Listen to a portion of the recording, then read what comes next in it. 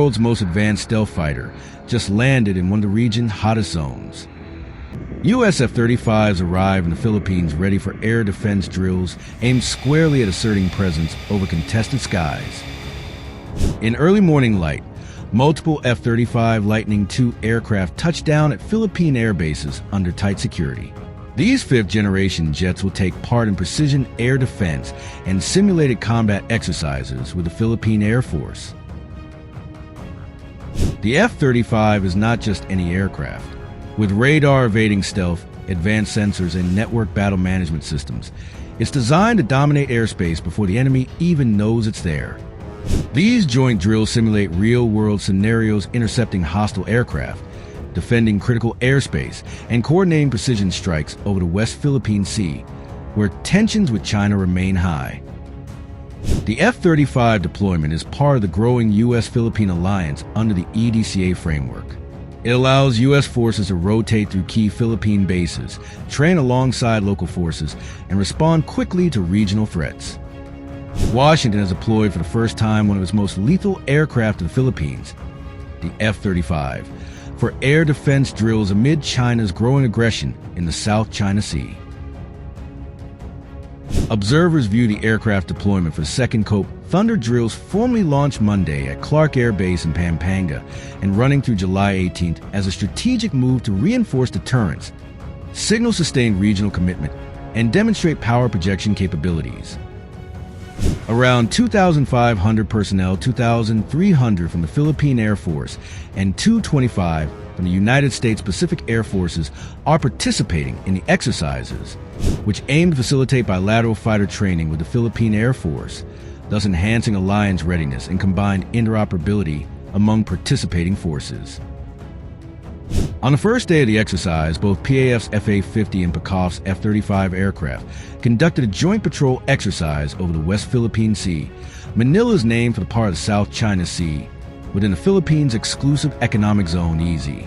Lieutenant Colonel Brian Musler, commander of PACOF's 421st Fighter Squadron, told reporters they chose the F-35 for the exercise to give another unit the opportunity to integrate with regional partners.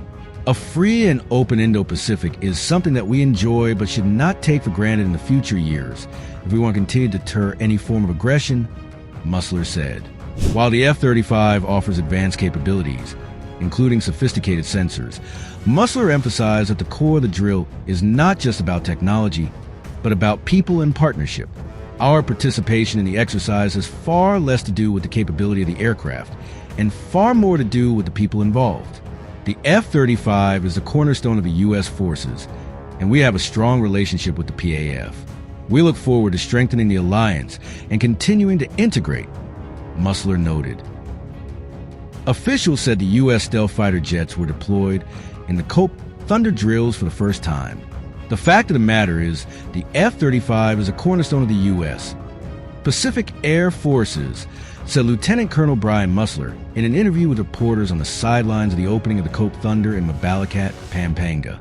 COPE Thunder Exercise Director Colonel Jonathan De Leon said the deployment of the F-35 is a great opportunity for PAF pilots to be familiarized with the aircraft.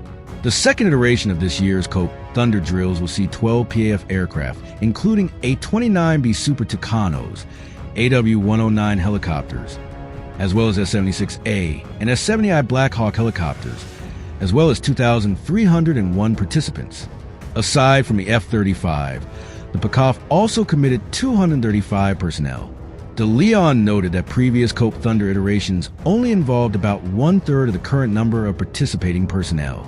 The largest ever COPE Thunder in terms of volume of personnel will lead to more realistic practice to prepare us for bigger security challenges. COPE Thunder started in the Philippines in 1976 and went on until 1990. The exercises were discontinued after the U.S. military left Clark Field and Subic Bay in 1991 due to damage from the MT Pinatubo's eruption in June that year, and also after the Philippine Senate voted against extending the lease on U.S. military facilities in the country. The first iteration of COPE Thunder since the 1990s was held in 2023. This year's COPE Thunder's second iteration, which also involves subject matter expert exchanges and field training exercises, will run from July 7th to 18th in multiple training locations in Luzon. This month is the wet season for the country, and bad weather could prevent flight. But Musler said even the rains could not stop the exercise itself. "We're hoping for good weather to fly, but if it's bad weather, that's okay," he said. "It doesn't stop us from learning from one another." Cost of closer ties. Analysts warn that the F-35 deployment, while boosting deterrence, also heightens the Philippines' exposure to potential conflict, particularly in the event of a Taiwan crisis. Parada said deeper integration into the U.S. forward posture brought strategic risks. If Washington intervened militarily in a cross-strait conflict, he noted, the presence of American troops and material on Philippine soil may well invite kinetic retaliation from Beijing. "That's a trade-off for Manila in exchange for support in the South China Sea," he said, adding that the Marcos administration appeared willing to accept it, viewing Taiwan and Philippine security as increasingly intertwined. Levo said the deployment could strain diplomatic ties with China and revive domestic concerns about sovereignty and dependency. "The real challenge is ensuring that deterrence remains deterrence and doesn't turn into escalation," he said. Xia noted that the Philippines' location made it a natural forward operating site for the U.S. in a regional conflict. "Deeper integration brings greater strategic exposure," he said. "As the Philippines becomes more central to the U.S. forward posture, it will also become more visible to adversaries." China has condemned the deployment, accusing the U.S. of militarizing the region. In response, PLA forces increased activity around Spratly Islands, conducting their own patrols and intercept drills. The West Philippine Sea is not only a flashpoint for sovereignty, it's a strategic choke point for trade, energy, and regional influence. Control the skies above, it is just as crucial as control the waters below. For the Philippines, these drills bring new tactical experience and technological exposure. Local pilots are learning from U.S. instructors, gaining insight into modern air warfare tactics and force integration. While China's J-20 is often touted as its stealth answer to the F-35, analysts agree that the U.S. jet holds the edge in combat-proven systems, software integration, and interoperability with allied forces. The deployment sends a clear message not only to Beijing, but to the entire Indo-Pacific.